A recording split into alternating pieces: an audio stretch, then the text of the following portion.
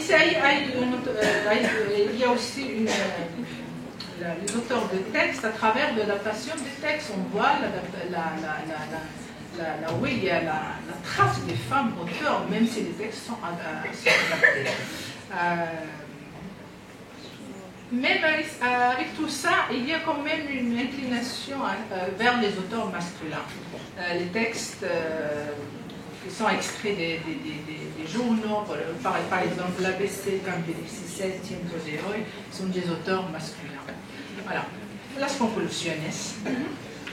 Bientôt, il y a un petit changement, un léger changement substantiel des contenus dans les manuels textos, des textes traités ici.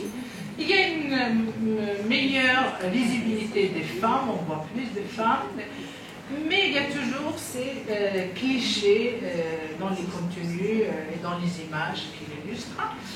Et on trouve quand même une intention des auteurs à équilibrer un peu les deux côtés du sexe. En fait.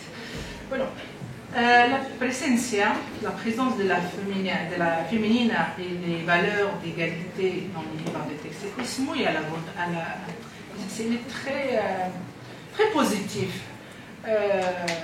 Pour nous, parce que les Espagnols diront que c'est pas assez, mais pour le contexte marocain, on peut dire quand même qu'il y a un grand changement, et en comparant avec les livres de ce matin de la Tarbiyya Islamia ou de l'Arabia, veremos con Nadia, con el árabe, avec l'Arabia. Pourquoi? Parce que c'est les auteurs, je crois que ça, en relation avec les auteurs, ils sont passés par des filtres institutionnels, des généraux. Ce sont des femmes conscientes de l'importance de ces manuels pour véhiculer des valeurs humaines non discriminatoires.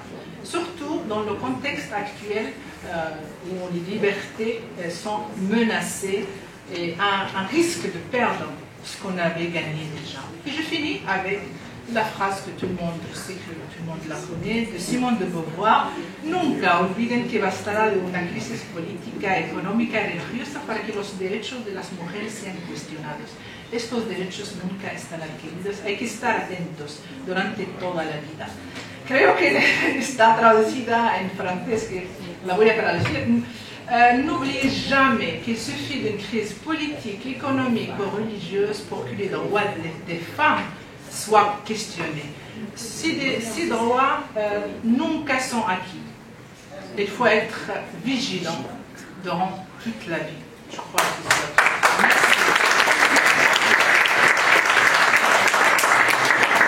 Merci. Lo siento mucho. Alors, muchas gracias professeur Fatima Larousse. Je dois d'abord la saluer pour le courage linguistique. Une fois, je me rappelle à Manuel, elle a présenté en anglais. Alors aujourd'hui, c'est en français et en espagnol, donc c'est pour ça que j'ai dit le courage linguistique, parce que c'est vraiment une lutte linguistique. Alors, si je retiens personnellement quelques idées de votre communication, c'est d'abord que le manuel scolaire au Maroc, qui est bien sûr, qui traite de la langue espagnole, est un manuel où on trouve encore des problèmes de genre, on trouve encore des représentations plutôt traditionnelles, même si c'est une langue qui vient d'un pays moderne, européen, qui reconnaît les droits de la femme et les droits de l'homme. Mais on doit aussi dire qu'il y a un progrès. C'est ce que a démontré l'étude. Il y a un progrès, mais c'est un progrès timide. Il faut aussi le souligner. Et je pense que cette timidité exprime l'ambiguïté du discours officiel au Maroc envers la question du genre. Le discours officiel, peut-être la politique officielle, est basée sur oui pour la modernisation, oui pour la modernité, mais sous certaines limites et lignes rouges qu'on ne doit pas dépasser. D'où le terme ou l'adjectif très très répandu pour décrire cet état d'esprit qui est la schizophrénie.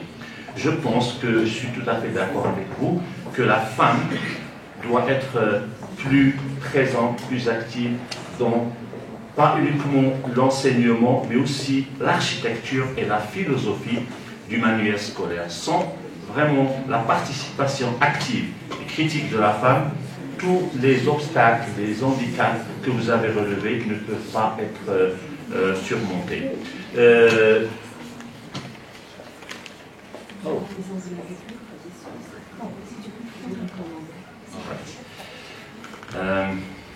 Professor Zubala just asking me to translate everything in English. I told you it's very challenging when I said it at the very beginning. I can't wait. So, briefly, a few words. The previous presentation was about a study of Moroccan textbooks dedicated to Spanish. And the main, probably, findings of the study is that there was indeed some kind of progress in the Moroccan perception of gender in these textbooks. But this progress is still very timid. And I think that this timidity reflects the official discourse in Morocco, where we do not really recognize the gender equality, but we simply try to, let's say, adopt a timid attitude. Of course, this testifies to the maybe the reluctance of the Moroccan dominant culture and discourse to really accept human rights and gender equality as cornerstones of modernity. One of the suggestions I think that the speaker tried also to raise is that in the future, if we want to attain a more equal and more democratic and modern Moroccan society, the textbook should also be designed by women researchers.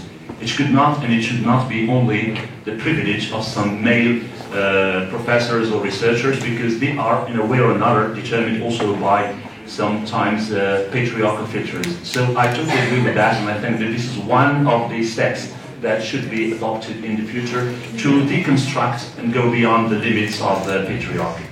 I hope that this was clear for our American audience. So, you see, it's very difficult to shift from a language to another. The next speaker is, of course, my dear friend, Aisha Bouchard. And I'm very happy to see her close to me to be addressing the issue of gender awareness and equality and TEFL comparative study. Donc Aisha Bouchard va parler en anglais et va traiter bien sûr du genre, de la question de l'égalité du genre à travers les manuels TEFL. Teaching English as a foreign language, donc l'enseignement dans l'anglais comme langue étrangère, une étude comparative. À vous, the floor is yours. Thank you, Professor Nasheed. Good afternoon, everyone. I would like to start first with a real anecdote. During a lesson about science and discovery, I asked my teenage students, can you think of people who changed the world? Students mentioned Edison, Pasteur, Einstein, Newton. I was glad they knew so much about scientific discoveries. I mean, I learned a lot from them. But I felt something was missing. So I asked them, what about women? There was suddenly a silence in the room. Usama finally said, teacher, there are no women who change the world.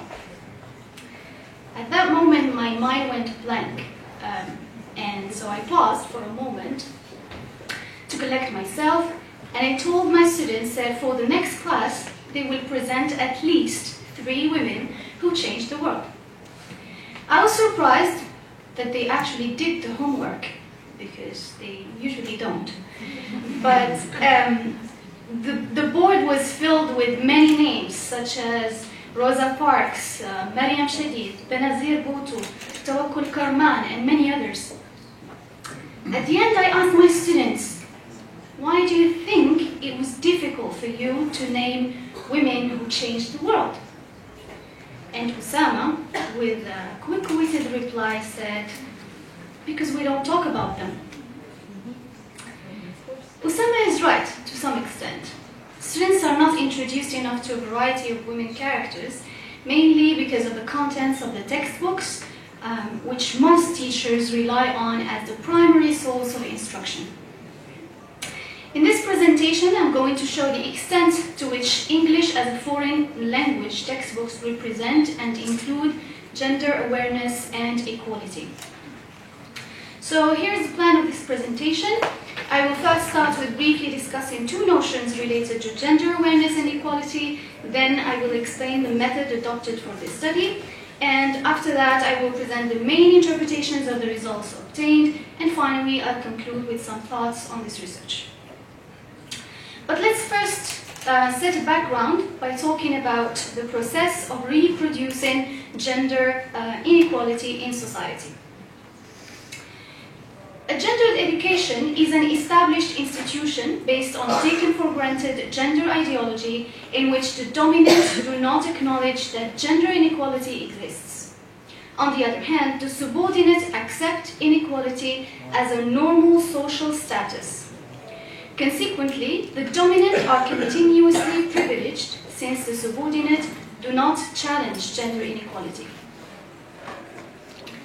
The acceptance of an unequal gender relationship is the result of what Walton, 2005, describes as legitimation.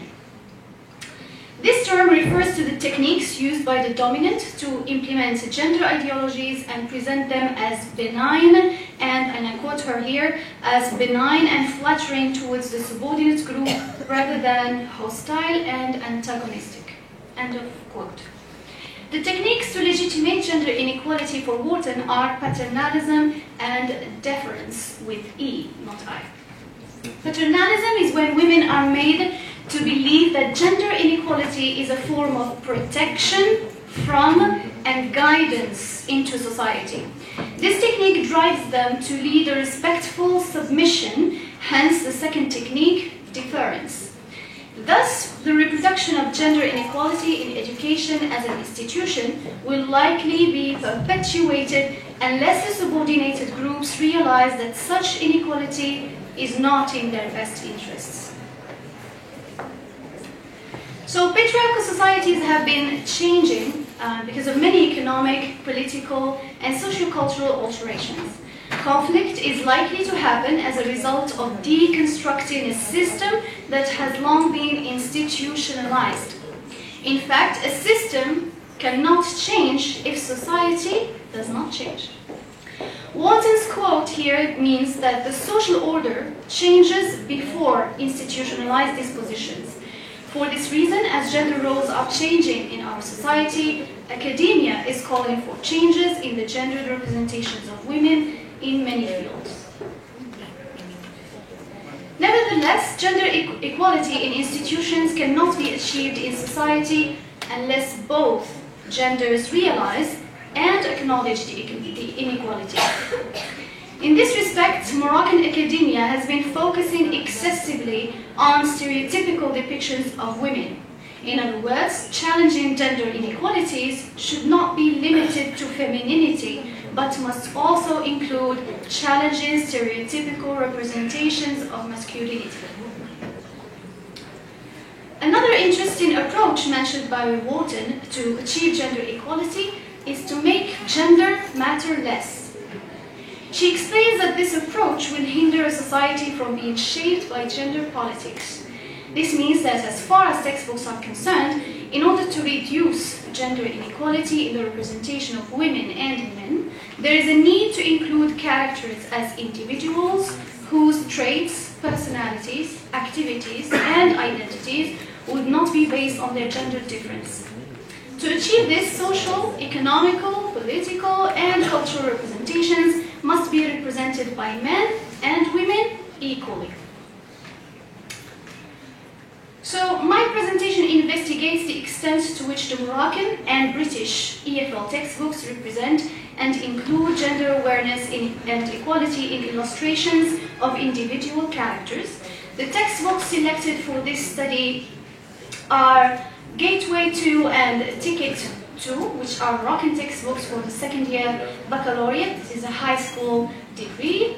And Inspire 3 and Inspire 4, which are British textbooks for intermediate and upper intermediate levels. The rationale behind conducting a comparative study is that the Moroccan textbooks are taught in the public and private sectors, while the British textbooks are adopted in an English language center where Moroccan teenage students learn EFL. Because analyzing textbooks can be time-consuming and the results can be voluminous, this investigation is concerned with the analysis of individual characters in illustrations as support aids to written text contents. For this purpose, quantitative and qualitative methods are both needed. The quantitative data is collected based on the procedures and tools provided in the UNESCO's methodological guide to evaluate textbooks, Brugge and Kromme. Hence, data was collected using the grids provided by the guide. Information was summarized and quantitatively assessed using percentages and graphs to finally be qualitatively interpreted. Gender equality and awareness is reflected in the Moroccan and British EFL textbooks at various degrees, depending on many factors.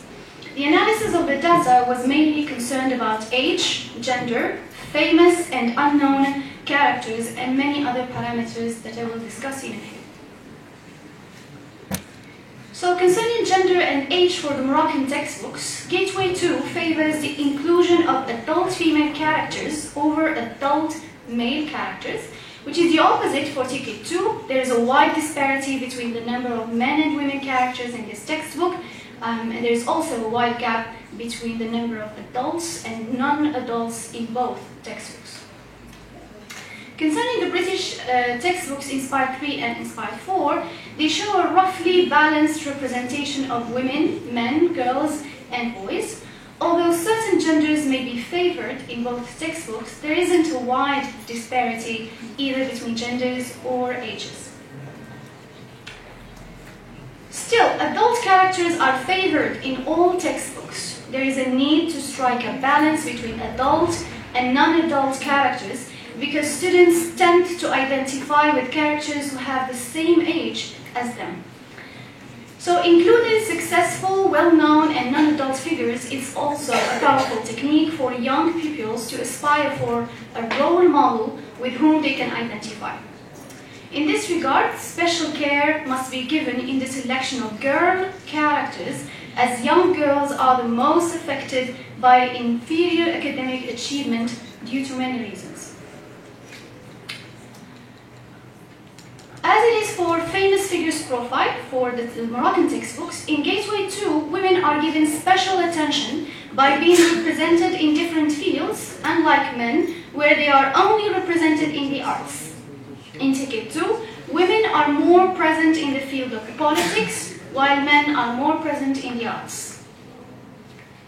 For the British textbooks, in Inspired 3, well-known women are extremely represented in politics, while men are highly shown in the field of science. In fact, science, sports, and the arts are intensely depicted by men. In Inspired 4, as in the previous textbook, science is repeatedly a man's field, while politics and literature are more dominated by women. Nevertheless, two fields include the gender but exclude the other. In the field of sport, women are present, but men are absent. Conversely, in arts, women are absent while men are present. So the textbook deconstructs the stereotypical image and reconstructs a new and negotiated gender role. Indeed, the text accompanying the illustrations questions the traditional and the new gender roles, offering different ways of thinking. So both textbooks give a special attention to famous women. There has been a will to change stereotypical images of women by including them in the political field. However, this representation in politics emphasizes a woman's uniqueness in which she belongs to a dominating class, that is to say, the ruling class. This depiction does not offer an identification process to the ruled. In fact, it establishes a gap between the character represented and the receiver of such a representation. Moreover, by depicting women mostly in the political field, the message is that female empowerment is legitimate only when a woman belongs to the ruling class. Fields including famous men are still masculinized in Moroccan and British textbooks. Men excel in sports, science, and arts and entertainment. Such depictions emphasize values such as physical power, logic, and self-confidence to be related to men only. Concerning unknown characters designation. Unknown, that is imaginary characters. As it is clear from the charts, all textbooks designate female characters more by their profession and or other designation than by their family status. It can also be observed that in the British textbooks there is not any reference to a family role. This exclusion for both women and men in the British textbooks creates an unrealistic representation. In fact, all individuals have multiple identities. All of us here are not just students or professors or responsibles of a certain team, but we are also daughters, nieces, nephews, cousins, fathers, mothers. In the Moroccan textbooks, the family role of a woman is related to a profession only because she feels socially and economically insecure, and so she is in the obligation of working in order to financially support her family. Limiting women's family in such a precarious situation implies that a woman seeks employment only to financially support her family. In contrast, the male characters in the same textbooks are never pictured as husbands, widowers, or fathers. Men need to be included in the domestic sphere to promote an equal gender culture at home. Excluding men from it is likely to be internalized as absence of necessity to participate in their family's activities and emotional experiences. Hence, the father, brother, or son's presence within the family is only imperative for financial support. Both the Moroccan and British textbooks include women and men in similar activities, which builds an equal representation in students' internalization of gender roles. Nonetheless, some activities which are stereotypically related to women or to men are still perpetuated. Traditionally, some of women's favorite activities are talking, communicating, purchasing. On the other hand, men are the ones who have access to technology and who perform religious tasks. So the textbooks reinforce such division of women's world and men's world, a segregated, gendered culture, where men and women don't share the same interests. This is likely to lead to the understanding that sex is gender. In the Moroccan textbooks, be it an entertaining activity or a miserable condition, only boys are visible. Girls are being included in reflective tasks, like a student giving opinion, answering questions, hence denying them the freedom to entertain themselves in the public sphere. Moreover, all the textbooks do not shed light on female children's social problems, such as girls' marriage and girls' labor, for example. So an egalitarian portrayal of adult and non-adult males and females should be reflected in shopping activity, access and use of technology, performance of religious tasks, leisure in the public sphere, and treatment of social problems.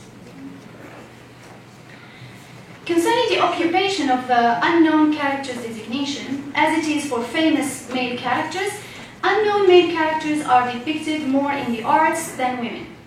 However, unknown female characters are more represented in science, thus creating a certain balance, especially that most famous scientists in all textbooks are male characters. In their latest study about Moroccan women and the job market, the Haut Commissariat au Plan 2013 reports that on the national level, 59.9% of female jobs are in agriculture, forestry and fishing, 27.9% are in the services, and 11.8% are in the field of industry. Although the present data shows that Moroccan women are more active in agriculture, forestry, and fishing, in services and in industry, all textbooks show an inclusion of unknown female characters in the fields that have stereotypically been a man's specialty, which are science, business, and media. This inclusion is likely to open other possibilities for female students to aspire for and for male students to question their society's gender politics. So, as a conclusion, the deduction we can make about all textbooks is the following. As a positive note, we can say that both the Moroccan and British textbooks reflect a will to overcome gender stereotyping by depicting women more in the public sphere and in non-traditional roles, although some stereotypes are still present. Men's depictions, however, haven't changed much from what a traditional society reflects. In other words, men are not depicted in the domestic sphere, playing roles related to emotional interactions or daily home activities. They are usually depicted as successful figures, whether famous or unknown characters, but never as having physical, mental, or emotional weaknesses. This means that pressure is put on men that they must always be successful and strong individuals. So more efforts are needed to attain an equal gender representation. As a course of action, gender awareness and equality doesn't only involve women, but also men. We can raise the question about the gender awareness of the academic and creative team that designs the contents and the illustrations of the textbook, and of the evaluation team that validates and approves of the textbook before the publishing stage. Accordingly, there is a need to select and include experts in the field of gender from the outset of the project. These experts would orient the academic and creative team towards an equal gender representation and should be part of the evaluation team to test the gender validity of the textbook, which is, I doubt it is done, because we can see all these representations. So setting clear gender criteria is necessary to establish equal gender representations in textbooks. However, as a remedial technique, continuous and regular workshops and trainings about how to integrate either gender equal or gender neutral extra material need to be offered to teachers, be they the ones using the Moroccan or the British textbooks. Such trainings will render educators sensitive to the gender dimension, hence redressing any lopsided representation of or treatment towards women, men, girls, and boys. The path to achieve gender equality in any institution requires gender awareness. The beginning of this path is the education girls and boys receive in schools. Textbooks and teachers form the primary tools and sources of shaping students' attitudes towards gender. And thank you for your attention. I'll try to answer. Merci infiniment, Aïcha. Si je dois la résumer en français en quelques mots, les propos cités par Aïcha, c'est que d'abord l'étude des manuels scolaires d'anglais que l'on trouve au Maroc, que ce soit les manuels écrits par des professeurs marocains, et ces manuels sont bien sûr utilisés dans l'école publique ou privée marocaine, et les manuels utilisés dans les centres britanniques, qui sont bien sûr des manuels aussi anglais. On trouve qu'il y a une véritable dynamique, parfois une volonté d'aborder les problèmes du genre et d'aller un peu de dépasser ces handicaps, mais en même temps, parfois on trouve les mêmes stéréotypes. Et je retiens ici que dans sa conclusion, que ce soit au Maroc ou bien en Angleterre, il y a un véritable effort pour vraiment créer une culture d'égalité.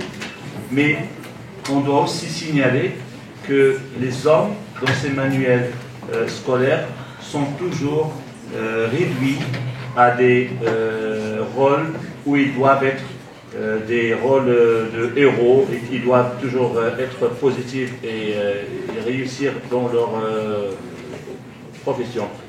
Aussi, une chose qui est très importante, c'est qu'il faut vraiment que ces manuels scolaires soient repensés et soient composés par des vrais experts, des vrais chercheurs qui sont au courant et qui ont cette conscience de l'importance du genre dans la manière qu'une société et une culture évoluent. Sans ça, on ne peut pas, bien sûr, arriver à une véritable culture d'égalité entre hommes et femmes. Alors, pour the next speakers, of course, are Fatim Zahra Karoum and Jihan Ben Saud, who are going to consider the following question: the representation of gender in the Moroccan curriculum, textbook evaluation of primary level. Again, we will be exposed to a study of English textbooks and how the representation of gender is either conditioned by patriarchy or maybe challenged and deconstructed, as we have seen earlier in the previous presentation. Again, the floor is yours, Fatim Zahra and Jihan. Thank you, Professor. Rich Jihan and I have conducted a study about the representation of gender in Moroccan curriculum, textbook evaluation of primary level.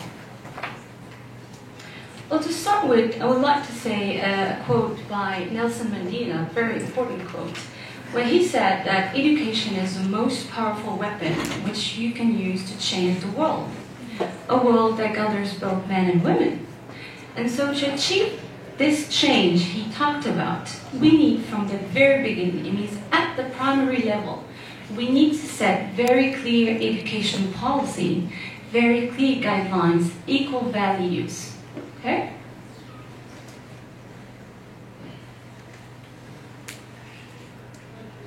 The status quo of gender inequality represented in EFL textbooks let us think or simulated the idea to explore or to dig into gender inequalities in textbooks and hope to highlight some measures to forestall covert sexism in the future. Of course, when we talk about these issues about gender equality, textbooks, we need to mention two main paradigms: education and gender equality. It is essential for textbooks to be covered by policies which respect and include the rights of girls and women for their full enjoyment of good quality education. So the use of textbooks as a level to achieve social change is predicated on sound knowledge of their content and reflection on the messages that they convey. It means if teachers and professors are using textbooks in their teaching in classrooms, they need to consider and reconsider the messages and the contents they are giving to students. It puts forward arguments for revising textbooks and provides tools for developing messages to promote gender equality. So an important question to ask is why textbook analysis from gender perspective important? Textbooks may be an object of debate for many people and controversy for others, but everybody accepts their role, their key role in society. Not only they contribute to learning through dissemination of knowledge, but they also play a role in children's upbringing, either directly or indirectly, by transmitting models of social behavior, norms, values, and attitudes. Textbooks are therefore a tool for both education and social change. To monitor their content, we need to ensure that they are distributed and guaranteed well in their use in society. So a clear policy is needed. Why textbook analysis from gender perspective is important at the primary level? As many company like Scott, Kidsonson, Sunderland, Courtesy, Look, educational experts like these in their studies have talked about raise this issue about the child in classroom, gender and education and gender equality. So they all agreed and they mentioned in their studies that in many cultural contexts, the differences between girls and boys, between men and women, are regarded as natural differences. Children are classified at birth into two categories, female and male. Society then considers them qualified to do certain things and expect certain attitudes and behavior of them. Their rights and duties and their social, economic, and political roles are culturally constructed from their childhood to their adult lives. All societies are organized around this basic social differentiation, which dominates the life of individuals to a considerable extent. So what is the end? The objective. So our objective in this study is to investigate on the extent to which gender representations in the textbooks are consistent with social ideals of equality and equal opportunities, and whether syllabus designers and illustrators differentiate between male and female characters more or less. Thank you very much. Now I'll let you, my friend Jihan, speak the second part of this presentation. Thank you. Well, I really can't speak while I'm sitting, so I'm going to stand up. Hello everyone. It's really nice to be here and to share with you the results of our study, which we have conducted on 9 textbooks from the primary level. So, from the primary level, so we have conducted the study on 9 textbooks, which we have divided into 4 categories. So the first category is social sciences, which it has integrated 2 textbooks. The first textbook is from the 4th grade, and the second one is from the 6th grade. The second category is related to literature, and it has integrated also 2 textbooks. One is an Arabic textbook, and the other is a French textbook. Science category, with 3 textbooks, a math textbook and 2 science textbooks from different grades, the 2nd grade, the 3rd grade, and the 6th grade.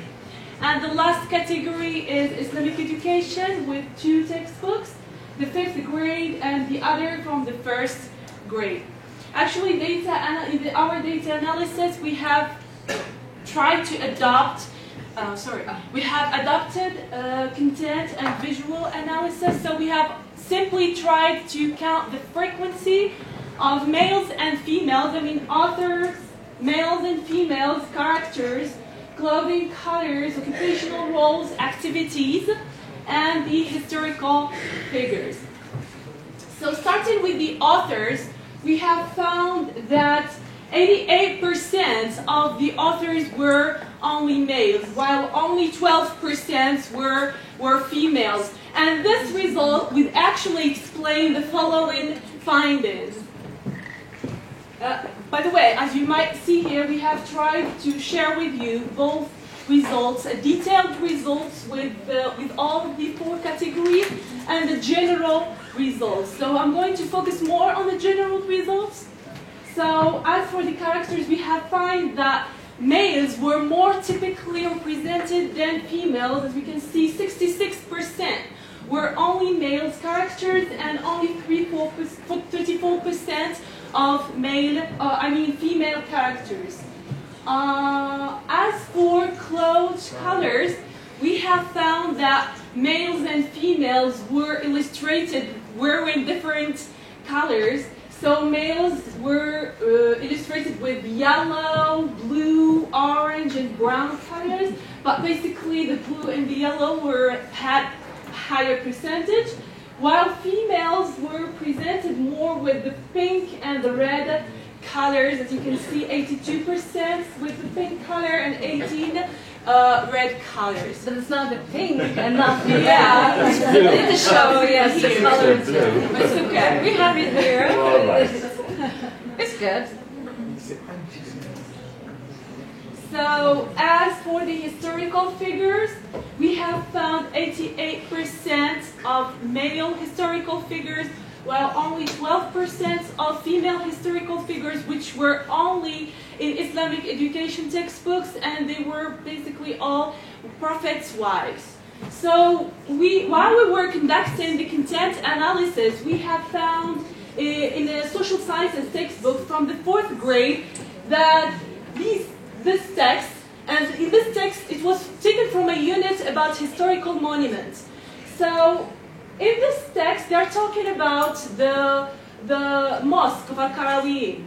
I was expecting that they're going to mention Fatima Fihriya, the one who has built Al-Qarawiyyin, but they didn't mention it. I thought they're going to be systematic. They won't mention like historical figures. So I tried to check the other texts, and this is one example. They have mentioned Al-Kasbah from the period of Muwahhidi, and they have mentioned who had rebuilt it, who is the Sultan Mulay Ismail. But they didn't mention anything about Fatima al-Fihriya, so here's a big question mark. Why? I don't know. So as for the occupational roles, we find that males have more typically like presented in more types of occupational roles. Like we have here 75% of occupational roles, but only females have 25%. And we have here the kinds of occupational roles. So females were presented or illustrated in the pictures and the content as well as teacher, nurse, vet, a receptionist, and an engineer, while females were represented or illustrated as shopkeepers, farmers, doctors, photographers, hunters, clowns, soldiers, directors, fishermen, teachers, you can see, engineer, lawyer, security guard, football player, carpenter, taxi driver, and a dentist. This is just the frequency in which these occupational roles have appeared. By the way, this, can you please go back? Okay. This result here brings me back to a study that we have conducted with Mrs. Fatima Larouse, and it was about the status of women in higher education in Morocco. So this looks familiar to me, because in the results of the study we have really found similar results. Like in reality, this is what is happening. And in the textbook as well, so it was kind of familiar to me while I was making the PowerPoint. So I really don't know if reality was reflected through the textbooks or the authors, or the authors were affected by reality. So I really don't know which one comes first. Yeah, really. Yes. Please. So in the illustration as well in the content, we have found that males and females were represented engaging or incorporating in different outdoor activities, but generally we find that males were more active than females. So as we can see, according to the activities, 87% of the activities show that males were active, while only 13% show that females were active. So the general illustrations that females and males were attributed with is that females were more curious, good listeners, honest, as always, sometimes lost, loving, gentle, careful, faithful. They always appear in secondary positions, caring, imitators to their male partner, well-disciplined, organized, clean and neat, dependent, soft, hard-working, protective, and not always cheerful. While males have appeared as brave in higher positions, as we have seen as directors, engineers, etc., intelligent, creative, careless, leaders, successful, authoritative, powerful, prioritized, explorers, knowledgeable, independent, competitors, a bit messy, I would say more, careless, undisciplined, serious, and responsible. So, as for the implication, I would end our presentation with the implications that would be directed mainly to textbook designers. And I would start that actually they need to be aware of the possibility of gender stereotyping and possible consequences for their readers who are young learners. They need to consider including more imaginative non-human characters that are neither males nor females. They need to include general topics that do not involve any human characters in textbooks. They need also to avoid any form of gender discrimination or exclusion of males or females in the content and illustrations of textbooks.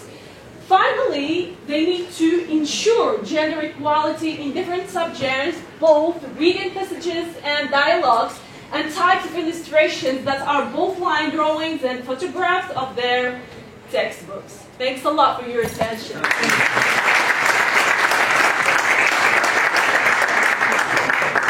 Merci infiniment Fatima et Jihan pour cette présentation qui est très pertinente parce qu'elle révèle des chiffres, elle révèle des réalités qui sont, c'est vrai, un peu choquantes et qu'il faut revoir et peut-être changer.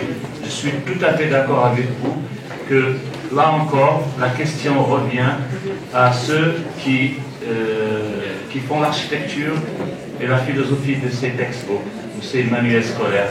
Si on n'a pas vraiment une culture, si on n'a pas vraiment une vision peut-être moderne de l'éducation et du genre, on ne peut pas produire des manuels scolaires qui reflètent cette société et ces rapports sociaux à venir.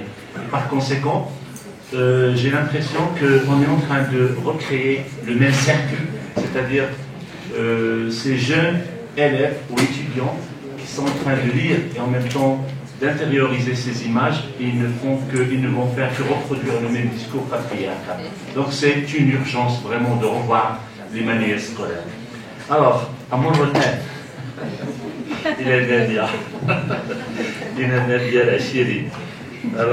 مداخلتها بطبيعة الحال ستكون بالعربية، وعنوان المداخلة هو أعمال مقاربة النوع الاجتماعي بالعربية إعمال مقاربة النوع الاجتماعي في الكتب المدرسية بالمغرب، سؤال الفعالية والتفعيل كتب اللغة العربية لمستوى البكالوريا نموذجا. شكرا جزيلا وكلمات. شكرا لك سيدي الرئيس. بسم الله الرحمن الرحيم، والصلاة والسلام على أشرف المرسلين. مساء الخير. سأستمر في عرض ما جاء في الكتب المدرسية الجديدة التي يفترض أنه تم إصلاحها وأنه تمت مراجعتها لإزالة جميع أشكال التمييز أو لإزاحة جميع أشكال التمييز ضد المرأة ولتحقيق المزيد من المساواة لنقول أو المناصفة بين الرجال والنساء ولبناء هذه الثقافة الجديدة التي تم التنصيص عليها في القوانين التي تؤطر الإصلاح بما في ذلك نطاق التربية والتعليم والتكوين وكل القوانين التي استمعنا إليها صبيحة هذا اليوم. لا تتوقع أن تخرج كتب العربية عن القاعدة التي سمعناها في بقية الكتب، ولكن سأقدم لكم حصيلة قراءتي في كتابين. الرائد في اللغة العربية السنة الثانية من 6 البكالوريا مسالك العلوم والتكنولوجيا، وكتاب الممتاز في اللغة العربية السنة الأولى من 6 البكالوريا، هذه المرة مسلك الآداب والعلوم الإنسانية كما قلت. ولكن المهم هو ما سأحاول هي الأسئلة التي سأحاول أن أطرحها لفهم ما يحدث في هذا المجتمع، لأن كل القضية في الفهم لمحاولة التجاوز فيما أظن. لكن قبل ذلك نريد أن نقرأ ناقوس الخطر للوزارة، لأنها بصدد إنجاز عمل تنفق عليه الكثير وتستثمر فيه الكثير، وهو موجه لأجيال المستقبل، و يعني تتم صناعته أو تأليفه بشكل غير صحيح، أو إما من منطلق غير صحيح أو بطريقة استعجالية كما اعتدنا دائما، أو بعدم فهم. على أي حال لقد طرحت الكثير من الفرضيات وربما أرجع لمناقشتها إذا سمح لي رئيس الجلسة بحسب الوقت الذي أتوفر عليه. إذا قلت إن كتب اللغة العربية لا تخرج عن القاعدة أو عما سمعناه في كتب المواد الأخرى. فبالنسبة لكتاب المسالك المخصص لمسالك العلوم والتكنولوجيا، وهو مصادق عليه طبعا من طرف وزارة التربية الوطنية والتكوين المهني، تم طبعه في سنة 2014. في أول شيء طبعا يلفت النظر هو أن مؤلفي هذه الكتب جميعا رجال. هنا مبالغة، يعني 10 أساتذة، ومن بينهم كلهم مفتشون، ويتم تنصيص على أنه من الدرجة الممتازة. لست أدري لماذا من الدرجة الممتازة، كلهم من الدرجة الممتازة ومعهم أستاذ تعليم العالي. ما أظن أنه ينبغي مساءلة هؤلاء المسؤولين عن تأليف هذه الكتب. فلا يمكن أن يعني طبعا نوجه اللوم لخلية التي تراقب في الوزارة، ولكن ماذا عن المؤلفين؟ هؤلاء أساتذة ويفترض بهم أنهم بمجرد قراءة ميثاق التربية والتكوين، بمجرد معرفتهم للإطار القانوني سوف يفهمون المراد. فهل هو تعنت من طرفهم، أم هل هذا يمر بشكل غير مقصود، أم أنه مقصود؟ في المقدمة يتم توجيه الخطاب للتلميذة والتلميذ مع البدء بالتلميذة قبل التلميذ، إضافة إلى استعمال ضمير التأنيث كلما تطلب الأمر ذلك، ليكون المتلقي هو التلميذ والتلميذة وفقا لما ينص عليه الميثاق الوطني للتربية والتكوين. في مقدمة هذا الكتاب يرد التنصيص أيضا أو الإشارة إلى القيم الواردة في الميثاق الوطني للتربية والتكوين، وهي القيم الإسلامية السامحة، الهوية الوطنية، الانفتاح على القيم الإنسانية الكونية. وأيضا عندما يتم الحديث عن الكفاية الاستراتيجية يذكرون تعزيز قيم الثقة بالنفس وقيم التفتح واحترام الرأي الآخر، تعزيز الانتماء الوطني والتشبث بالهوية الثقافية. وأن الهوية الثقافية يعني هذا تعويم واضح لماذا نقصد بالهوية الثقافية، وهل يدخل الجندر في هذا الجانب، مع الانفتاح على القيم الإنسانية. فكيف نوفق بين الاثنين؟ ثم التشبع، وهذه هي المسألة المهمة، التشبع بمبادئ حقوق الإنسان في بعدها الكوني. إذن المرجعيات واضحة، كيف نوفق بينها؟ ألا تتعارض؟ هذا هو السؤال. تعزيز المواقف والميول الإيجابية وتكوين الحس النقدي في إطار التكوين الذاتي للشخصية. هذا. ثم أرجع إلى الضمائر المستعملة في الكتاب. في التمارين المطلوبة من التلميذات والتلاميذ إنجازها، هناك أيضا حرص على استعمال المؤنث إلى جانب المذكر، أي تصريف الأفعال في المخاطبة أيضا.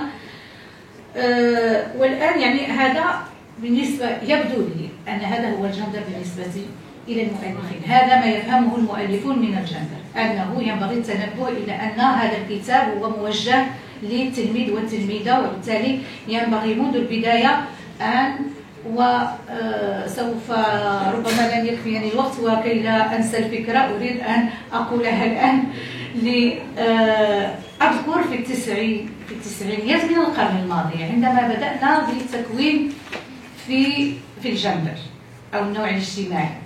عندها كان هناك نوع من المقاومة لهذه المقاربة بشكل صريح، بمجرد أن تذكر مصطلح الجندر أو النوع الاجتماعي إلا وترى في عيون الناس، إذن هم يصنفونك مباشرة في هذه الفئة من الناس المتغربة التي ترى النموذج في أوروبا. وإذن ينبغي التعامل بحذر، وينبغي التنبه إلى هذه الرسائل التي تريدين أو تريد تمريرها، وغالبا ما يعهد بالتكوين في الجندر للنساء. قليلا ما رأينا مكونين رجال يهتمون بالموضوع. وهنا أعود للسؤال الذي طرحته الزهرة صبيحة هذا اليوم، يعني هل هذا الموضوع مقتصر فقط على النساء؟ هل نستطيع نحن النساء فقط أن نغير المجتمع؟ الآن يعني إذا كان هذا هو الموقف في ذلك الوقت، أعرف بأن المنظمات الدولية هي التي كانت وراء هذه التكوينات، ولا زالت لحد الساعة تراقب، لأن المغرب وقع على عدة معاهدات دولية وفي مقدمتها منع جميع أشكال التمييز ضد المرأة. لذلك أقول يعني إذا كان هذا الموقف في ذلك الوقت، ثم طرح المشكل بحدة أكبر عندما نزلت المبادرة الوطنية للتنمية البشرية، ماذا حدث بعد ذلك؟ هل تم التوافق بالفعل على هذه المبادئ؟ هل اقتنع الكل بأن فعلا هناك هو صحيح بين الرجال والنساء في هذا المجتمع، وبأنه ينبغي تقريب هذه الهوة وينبغي التفكير في المسألة والتعمق فيها، أم أن المسألة أتت بشكل فوقي ورأينا المعارضين هم الذين يتبنون هذه المقاربة؟ لأن ربما نرجع إلى كل هذه الأشياء إذا لم يسمح الوقت في المناقشة. على أي حال أعود إلى طبيعة النصوص المذكورة في هذا الكتاب لنرى مدى فهم هؤلاء المؤلفين للجندر. صادفني في هذا النص نص للإثراء عنوانه سؤال الهوية، وهو لعبد السلام بن عبد العالي. وردت فيه إشارة مهمة تقول: على رغم الرواج الكبير لمفهوم الاختلاف في الثقافة العربية المعاصرة، لا ينبغي أن يغيب عن أذهاننا أن الأمر لا يتعلق في غالب الأحيان إلا بمفهوم التميز. فكل ما نسمعه عن الحق في الاختلاف واختلاف الجنسين، وعن الاعتراف باختلاف الثقافات والحضارات والأجناس واللغات، لا يعد في الغالب إقرارا بالتمايز والتميز. استثمار هذا النص أرى بشكل جيد رهين بالمدرس كما قلنا صباحا. يعني إذا كان المدرس على وعي بأن هذا نص الإثراء فقط، يعني ربما يكون أهم من نص الانطلاق، ولكن هل سيختاره المدرس؟ وهل سيستثمره بالشكل المطلوب ويعطيه الوقت الكافي؟ ويعني هو هل هذه قضيته؟ النص الأول أيضا في المجلسة الأولى هو لسان يافوت، ونص الانطلاق في أنشطة الاكتساب يتحدث عن أحد الرياضيين المشهورين الذي يريد أن يزيد من قيمة عقده السنوي. هذا مثال أحد الرياضيين المشهورين يريد أن يزيد من قيمة عرضه السنوي.